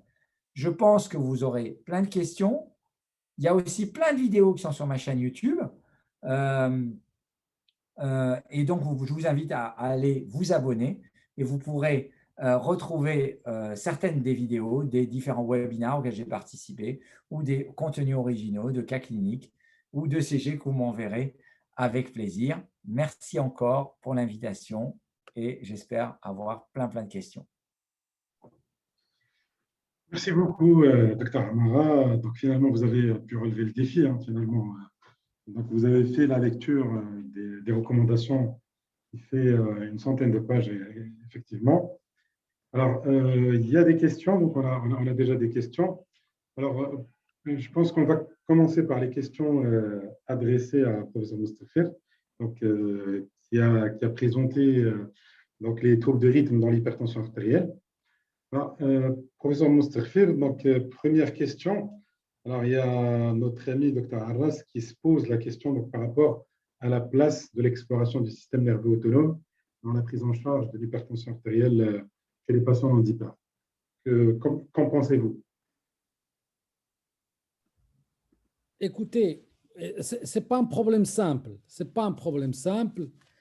Et effectivement, on a décrit ce qu'on appelle les neurogéniques, les hypertensions nocturnes neurogéniques qui apparaissent la nuit et qui sont accompagnées d'une tachycardie en principe.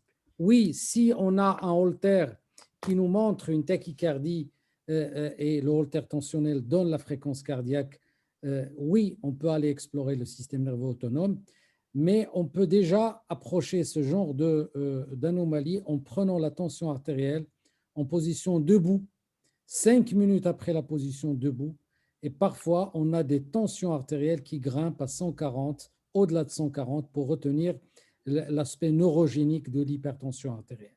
D'accord ? Mais il n'y a pas de consensus, il n'y a pas de consensus sur le traitement. Il n'y a pas. Ce qu'il recommande, c'est également rechercher une apnée de sommeil. Exactement. Donc l'apnée de sommeil, c'est le premier problème. Vous l'avez bien signalé, professeur Moustapha. Alors, vous avez aussi parlé finalement du système rénien-angiotensine. Donc, il est plaidé coupable partout. Donc, alors, qu'est-ce que vous pensez de l'efficacité des différentes ARADO donc, par rapport à la prévention de la fibrillation? Est-ce que toutes les molécules se valent? Écoutez, on avait fait une mise au point, je pense, en 2012 avec le professeur Bouzlmat à l'époque. J'étais encore à Rabat et on n'avait pas trouvé de différence entre les différents produits. Par contre, je vais essayer d'être un peu intellectuel. Par contre, lorsqu'on compare l'IEC à l'ARA2, je pense que sur le plan physiopathologique, il y a une différence. Nous savons que le blocage du récepteur de l'angiotensine 2 va entraîner une augmentation de circulation de l'angiotensine 2. Et par conséquent, ça peut être un élément fibrosant comme l'aldostérone. Par contre, l'IEC va bloquer la synthèse de l'angiotensine 2 et il aurait un effet beaucoup plus protecteur sur la cellule myocardique. Voilà, mais c'est la seule explication qui pourrait approcher la différence IEC-ARA2. Mais contre les ARA2, entre les IEC, il n'y a pas de différence claire dans ça. Par contre, IEC-ARA2, et d'ailleurs les IEC réclament cet élément-là parce que on sait que les ARA2 n'ont pas d'effet sur un certain nombre d'éléments tels que la coronaropathie, tels que les infarctus du myocarde, alors que les IUC, oui. Donc, la différence pourrait se jouer, mais je n'ai pas de preuves scientifiques à donner, entre l'IUC et l'ARA2, car il y a une inflation de l'angiotensine 2 avec la prescription du bloqueur du récepteur de l'angiotensine 2 qui n'existe pas avec le bloqueur de l'inhibiteur de l'enzyme de conversion. Tout à fait, tout à fait. Alors, professeur Mostafir, ça aussi, vous le signalez toujours, et je partage parfaitement votre avis. Que pensez-vous par rapport à l'absence du paramètre diamètre de l'oreillette gauche dans l'évaluation du risque thromboembolique, finalement? Écoutez, je l'avais signalé, j'étais relecteur dans ces recommandations de 2020, je l'avais signalé, et on ne peut pas faire abstraction de le diamètre de l'oreillette gauche, plutôt de la surface ou du volume de l'oreillette gauche dans la prise en charge de l'AFA. Et d'ailleurs, ça prend toute l'importance, ils l'ont signalé un peu, lorsque le chasse vasque est faible. Lorsque le chasse vasque est faible, avoir une oreillette gauche dilatée, avoir une atteinte rénale, avoir une inflammation, avoir tous ces éléments-là, ce sont des éléments qui vont nous pousser à aller plutôt vers l'anticoagulation que vers l'absence d'anticoagulation. Je pense que l'oreillette gauche est un élément qu'il faut tenir en compte lorsque le chasse vasque est faible.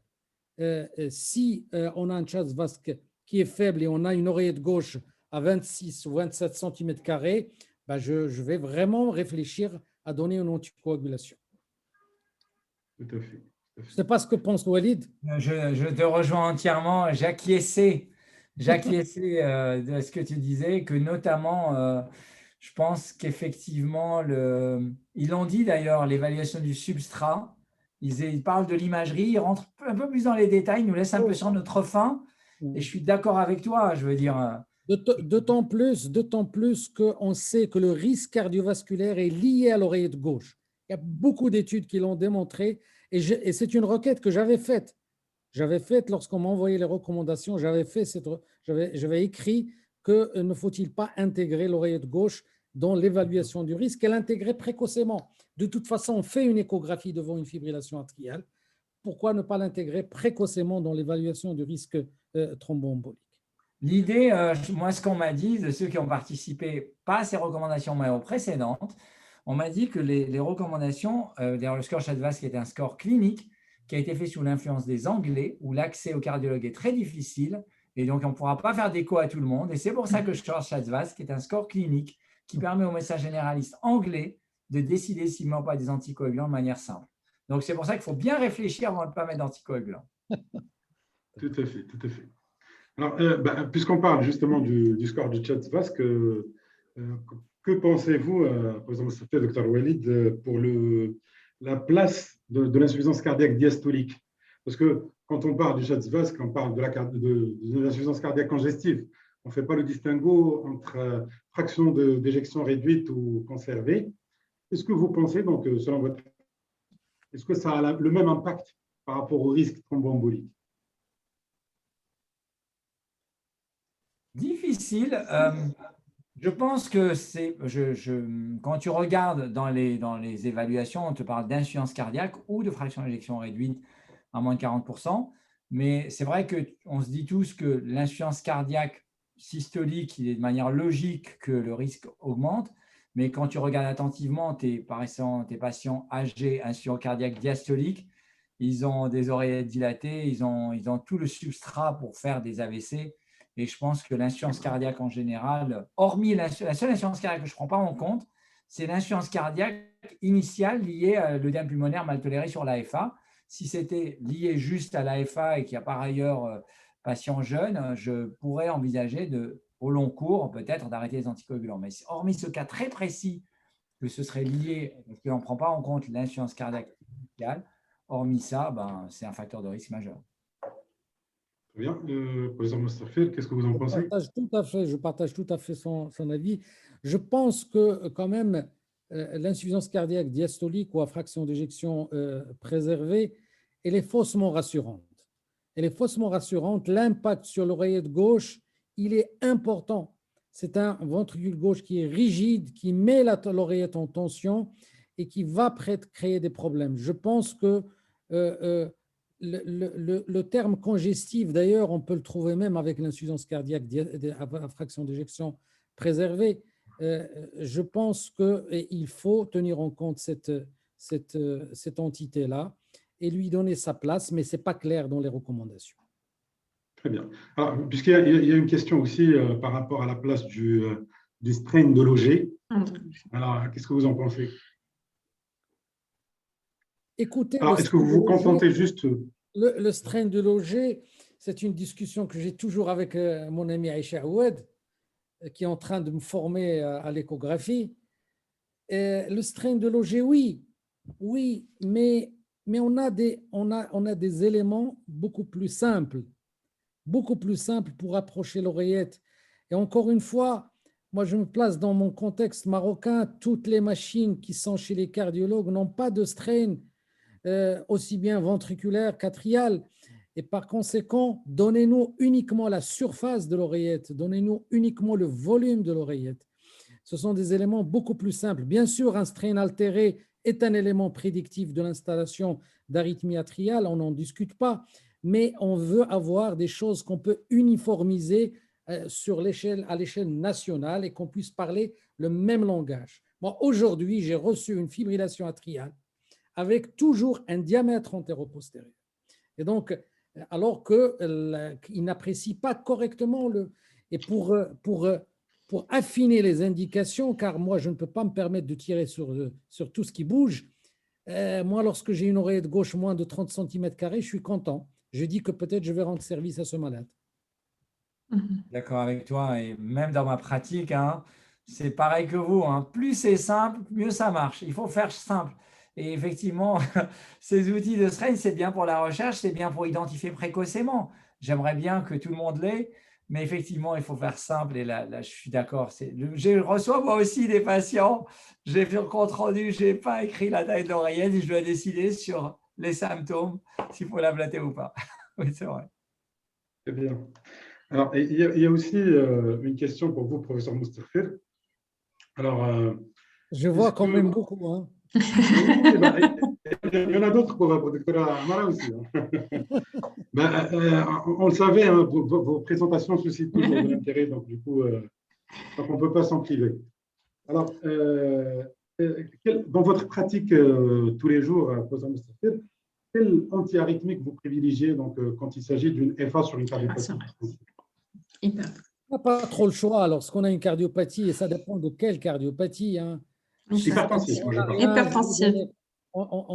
Moi, j'aime pas l'amiodarone, je l'aime pas. J'aime pas l'amiodarone parce que, vous savez, j'ai vécu des catastrophes avec l'amiodarone et vraiment, je l'aime pas pour deux choses. D'abord, parce que c'était ma question d'assistanat du Val-de-Grâce. J'ai eu les cardiothyréoses. Et donc, premièrement. Et deuxièmement, parce que j'ai géré une unité de soins intensifs pendant quelques années et je garde de très mauvais souvenirs avec l'amiodarone.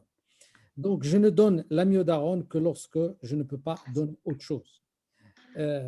Par contre, il faut qu'on ait un peu la main plus facile pour s'aider les malades insuffisants cardiaques lorsque il y a quand même l'ombre d'une cardiopathie rythmique, de les céder rapidement à une ablation pour qu'on puisse aider ces gens-là à se porter mieux. Et j'ai bien parlé de ça il y a quelques semaines, comment faire la différence entre cardiopathie vraiment en fin de course qui se complique de FA et la FA qui donne l'insuffisance cardiaque. Il y a quand même des petites différences de diamètre du VG, de l'atteinte du VG. Généralement, ce ne sont pas des atteintes très importantes, ce sont des atteintes autour de 40-35%, et que ça vaut la peine d'aller vraiment chercher ces patients pour rendre service à ces malades. Très bien. Rejoins effectivement sur ces éléments que je pourrais effectivement l'hypertendu sans HVG importante, ça va être la flécaïnie dans les antiarythmiques de classe 1C. C'est les seuls antiarythmiques qui resteraient, un peu le sotalol en deuxième ligne. Et je suis d'accord, l'amiodarone, c'est un faux ami. Ils vont être tranquilles quelques années, mais vous allez le payer à la fin. Donc, plus vous retardez le recours à ça. Oui. Mais malheureusement, c'est la molécule qui sort sur les recommandations, sur le texte des recommandations. Donc, Oui, c'est pour ça que… dans l'insuffisance cardiaque, oui, mais lorsqu'on a… J'ai En répondu dehors à là, l'insuffisance oui. cardiaque. Lorsqu'on a une insuffisance cardiaque, soit qu'on va essayer de régler le problème de manière interventionnelle, soit il va falloir rapidement se ranger vers un contrôle de la fréquence et qu'on ne va pas pouvoir garder l'amiodarone toute la vie. Je vous assure qu'il y a des études publiées que 50% des patients, au bout de 2 ans, présentent un effet secondaire. 50%, au bout de 2 ans d'amiodarone à raison d'un comprimé par jour. Donc, c'est un traitement. Je me demande si il y avait la rigueur actuelle, si ce traitement aurait été commercialisé ou pas. C'est clair, quand on voit ce qui est arrivé à la dronedarone, on se dit aujourd'hui, ce médicament, il ne serait même pas remboursé. Je suis entièrement d'accord avec toi. On est content qu'il soit encore remboursé parce qu'il rend service dans certains cas, mais il faut qu'on soit raisonnable. Oui, effectivement. Alors, puisque vous en avez parlé aussi professeur Moustapha, pour les blocs gauche. Alors, est-ce que vous pensez que dans un futur proche, la resynchronisation chez les patients qui ont des BBG, mais sur insuffisance cardiaque à fraction d'éjection préservée, est-ce que, bon, je pense qu'il y a des essais dans le sens. Écoutez, je n'ai pas la prétention de prédire l'avenir. La resynchronisation, c'est d'abord une fraction d'éjection altérée ou un patient qui a une fraction d'éjection limite et qui a besoin d'être stimulé dans le ventricule droit. Et ça, ce sont des gens qu'on va resynchroniser. Il n'y a pas d'indication à l'heure où je vous parle le VG qu'il soit hypertrophié ou que la fraction d'éjection soit conservée avec un bloc gauche. Il n'y a pas d'indication à les mettre un appareil de resynchronisation. Ce sont des gens qu'il faut surveiller sur le plan rythmique, car on sait que le bloc gauche est pourvoyeur de troubles du rythme ventriculaire, mais il faut surveiller également sur le plan conductif, car nous savons que l'électricité, la grande partie de l'électricité qui va vers les ventricules passe par la branche gauche, et donc il va falloir surveiller ces gens-là. Mais allez leur proposer une resynchronisation alors que le ventricule gauche a une excellente fonction systolique. Je ne sais pas ce que Walid pense. Je suis entièrement d'accord avec toi. Il faut rester basique. Les cas de resynchronisation en dehors des indications validées restent exceptionnels et limités à des cas très particuliers, notamment lorsqu'on est amené à stimuler des patients et qu'on a peut-être effectivement des marqueurs qui disent qu'il risque de se dégrader parce que justement, il a une fraction d'éjection un peu limite déjà, ou j'en sais rien, c'est des éléments comme ça. Mais en pesant le rapport bénéfice-risque et de la procédure de rajouter une sonde supplémentaire. Et voilà, bien sûr raisonner aussi que éviter tout simplement de stimuler un patient qui a un bloc gauche, qui a un BAV paroxystique. Si vous lui mettez un double chambre, c'est que vous ne stimulez pas, il s'aggravera moins. Voilà. Tout à fait, tout à fait. Alors, une question pour vous, docteur Amara. Alors, en fait, c'est un cas clinique partagé par notre collègue Dr Moussahi. Alors, un patient de 36 ans, cystique récidivante, sous antiarythmique, pas de possibilité d'ablater, donc défaut de moyens, avec un antécédent thrombus de l'auricule gauche, Schatzvask à 0. Alors, quand est-ce que vous allez arrêter le traitement anticoagulant chez ce patient? Eh bien, c'est typiquement le patient chez qui j'arrêterai pas, parce que personne n'osera lui arrêter. Il n'est pas dans le score Schatzvask, mais ce patient-là n'a pas été inclus dans l'étude de Grégory Lipp. Et donc, ce patient-là, il ne faut surtout pas lui arrêter, parce qu'il a déjà fait le thrombus et il finira par le refaire. Donc, je pense que je ne me vois pas lui arrêter. Très bien. Alors, il y a aussi une autre question de notre ami Dr Hakim, donc, qui se pose la question par rapport à l'existence de l'anévrisme du septum interauriculaire associé à une EFA. Donc, même si vous avez un score Schatzvask bas, que vous anticoagulez ou pas? Je ne l'inclus pas dans mon raisonnement, c'est-à-dire que les anévrismes du septum interauriculaire, je serais curieux d'avoir l'avis de mon ami mon professeur Moustakfir pour m'aider là, mais je dis d'abord, honnêtement, déjà, les patients chasse vasque égale à 0, parce que c'est toujours la question ce qui perturbe tout le monde, c'est des patients exceptionnels. Et on a tous dans notre histoire des patients qui avaient un chasse vasque à 0 et qui finalement ont fait l'AVC.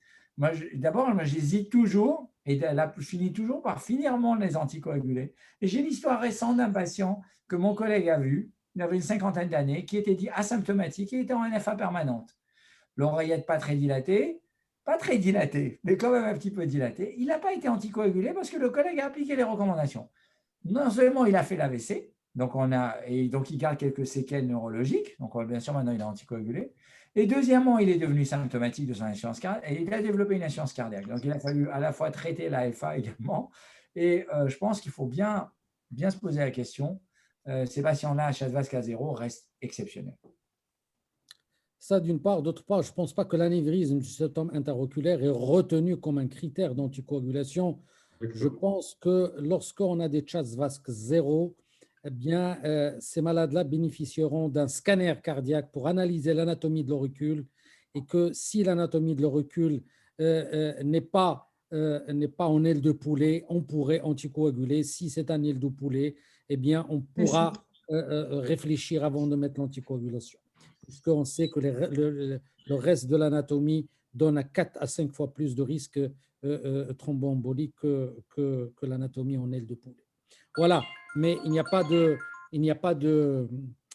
de liaison directe avec l'anévrisme du septum interauriculaire, et le chasse vasque reste quand même l'élément moteur pour la décision d'anticoaguler ou pas les malades. Très bien. Une autre question, je pense que vous en avez touché un mot, Dr Amara, pour la dégradation du sotalol donc dans les recommandations 2020. En tant que bêta-bloquant antiarythmique, sachant que voilà, donc, vous en avez parlé aussi, donc la place des bêta-bloquants comme antiarythmiques, justement. Alors, les bêta-bloquants, vous pouvez les utiliser bien sûr pour ralentir la fréquence, et vous pouvez les utiliser en association notamment à la flécaïne, puisque maintenant c'est recommandé de les combiner. Moi, j'avais arrêté de les combiner, puis maintenant je vais me remettre légèrement à recombiner ces deux agents. Vous pouvez utiliser le bêta-bloquant que vous voulez, plutôt un cardiosélectif. Moi, j'utilise tout simplement le bisoprolol pour commencer parce qu'il est assez bien toléré dans l'ensemble. Il y en a qui sont plus ralentisseurs que celui-là. Et le sotalol, je n'ai pas abandonné d'utiliser, hein, c'est juste qu'il faut bien le manier. Peut-être que les doses ne sont pas les mêmes, hein, parce que souvent on utilise des doses un peu plus faibles qui sont mieux tolérées. Donc je dis qu'il n'est pas abandonné, le sotalol, ce n'est pas un médicament ralentisseur, c'est un médicament antiarythmique. Donc voilà, je pense que ça reste dans les raisonnements, et que c'est vrai qu'on a tellement peu d'antiarythmiques et qu'on veut éviter l'amiodarone, et que si on n'a pas la possibilité de faire l'ablation de la FA, ou qu'on en a fait plusieurs et qu'à un moment donné on se dit on va se calmer, le sotalol reste une option. Il y a aussi une autre question dans le même sens. Quand vous êtes à la dose maximale des bêta-bloquants en l'absence d'insuffisance cardiaque, et vous n'êtes toujours pas à la fréquence voulue, qu'est-ce que vous rajoutez? Alors, moi, personnellement, j'utilise beaucoup la digoxine, même si, tu vois, les recommandations disent que c'est plutôt une insuffisance cardiaque.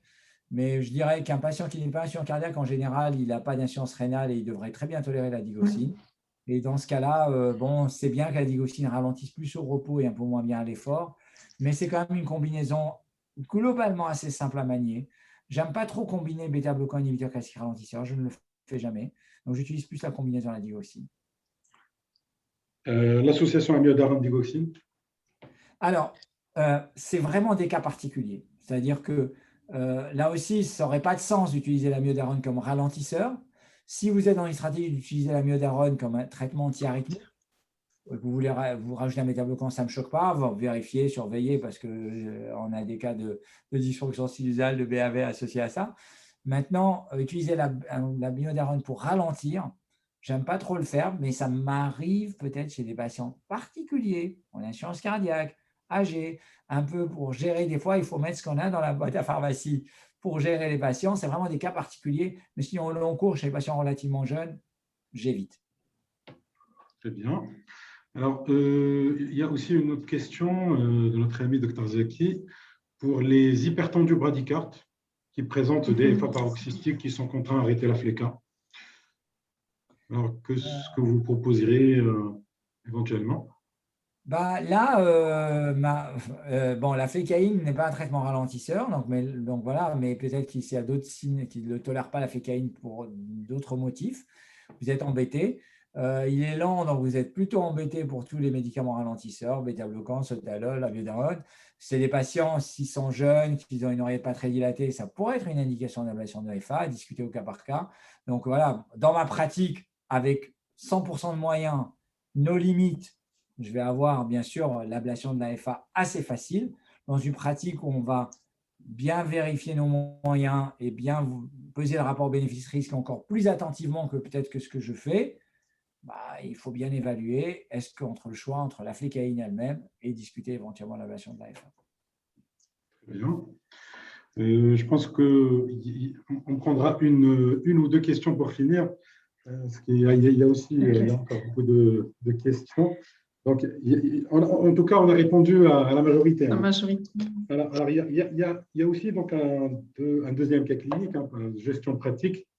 Donc, un patient, 70 ans, hypertendu, FA, et qui a déjà fait un AIT, qui est coronarien par la même occasion, de stent il y a 3 semaines, sous AOD, sous triple thérapie, aspirine, clopidogrel et AOD, et qui fait des rectoragies MELANA. Il a 3 semaines de son angioplastie. Comment le gérer? Alors, vous savez qu'il y a des études randomisées qui ont évalué l'AOD avec un seul antiagrégant et après l'AOD seul, enfin dans l'aigu, plutôt que la trithérapie. Et donc là, quand il y a un risque de saignement, normalement on doit évaluer ce risque ischémique hémorragique chez tout patient pour décider si vraiment on met la trithérapie ou pas et quelle est la durée. Et cette durée de trithérapie, on peut la réduire. Donc là, dans ce cas-là, je n'ai aucun doute que j'arrête un des 2 antiagrégants. Je pense que si je suis les études, je vais plutôt arrêter l'aspirine et je vais laisser les 2. Et puis, je vais essayer de tenir comme ça. Je vais le référer pour essayer de lui traiter la cause du saignement parce que peut-être qu'on lui a révélé un polype qu'il faut enlever tout simplement. Et vous savez que le seuil de saignement étant modifié par les anticoagulants, on découvre beaucoup plus de polypes et probablement on prévient du cancer. Donc, je vais le convier au gastro-entérologue. Je lui arrêterai son AOD 48 heures avant sa coloscopie et ils vont lui enlever des polypes et il va pouvoir reprendre et il va me remercier de lui avoir trouvé un polype qui sera peut-être précancéreux. Et après, je reprendrai pour une durée que j'essaierai de voir le plus court possible, peut-être 3 mois, peut-être 6 mois, en fonction de ce qu'a fait le gastro-entérologue. Il ne faut pas oublier qu'il saigne pour quelque chose, mais qu'il faut traiter ce saignement. Très bien. Une dernière question peut-être, si vous le permettez. Un sportif haut niveau, donc, que vous avez ablaté donc pour une FA paroxystique. Alors, quand est-ce que vous allez autoriser la reprise du sport intensif? À la phase aiguë, pendant le premier mois, je ne vais pas l'autoriser parce que d'abord, pendant les 10 premiers jours, il a quand même une ponction veineuse avec plusieurs cathéters qui risquent de saigner. Il a un risque de tamponnade sur les 10 premiers jours. Donc là, il va rester au calme pendant les 10 premiers jours, ça c'est certain. Pendant les 2 premiers mois, en théorie, on n'a pas encore arrêté les anticoagulants. Donc, suivant son sport, on a probablement arrêté les antiarythmiques ou peut-être probablement il n'en avait pas. Et donc, les 2 premiers mois, je suis un petit peu embêté par rapport à la reprise du sport. Au-delà, j'aurais tendance à l'autoriser. Il est jeune, il a un risque d'AVC faible, donc je vais lui arrêter les anticoagulants et j'aurais envie de lui arrêter assez précocement. Et en plus, il le demandera, voire même comme celui du patient que j'ai vu cet après-midi, il l'a déjà arrêté avant de venir me voir. Et ils sont accros et ils veulent reprendre. Donc je ne dirais pas avant les 2 premiers mois. Très bien. Parfait. Donc, je pense qu'on a fait le tour d'horizon des questions, en tout cas, donc la majorité des questions posées. Je ne sais pas si vous, professeur Mustafa, vous voulez rajouter quelque chose donc en message. Il faut rester simple, c'est tout. Il faut rester simple. Il faut rester simple et il faut penser un peu plus à l'ablation de l'AFA parce que l'ère du Wolff-Parkinsonois a été révolue au Maroc. Il faut qu'on passe à autre chose. Tout à fait. Docteur Amara. Moi, je dis simplement que je vous remercie encore et c'est pour moi un énorme plaisir de pouvoir passer ces messages. Et c'est vrai, vous pouvez lire tous les documents du monde. Ce qui est frappant, c'est ces moments de discussion et ces moments de questions-réponses, et vous voyez que les recettes restent globalement simples à utiliser. Tout à fait. En tout cas, Oui. c'est vraiment un plaisir de vous avoir eu avec nous. On était une centaine, 110 connectés du début à la fin. Ça fait plaisir. Et puis, bien sûr, c'est certainement parce qu'on avait avec nous deux grands éminents rythmologues. Professeur Moustapha, encore une fois, merci. Dr Amara, encore une fois, merci beaucoup. Et puis, je cède la parole à notre chère présidente pour le mot de la fin. Dr Michel, à vous la parole. Merci beaucoup, c'est Mohamed. Bon, voilà, notre webinaire touche à sa fin. Et voilà, je tiens à vous remercier au nom de l'Association des cardiologues de Sud. Donc, deux éminents et deux icônes en rythmologie qui nous ont pu offrir une soirée assez intéressante et fructueuse en matière de rythmo, en traitant ces deux sujets.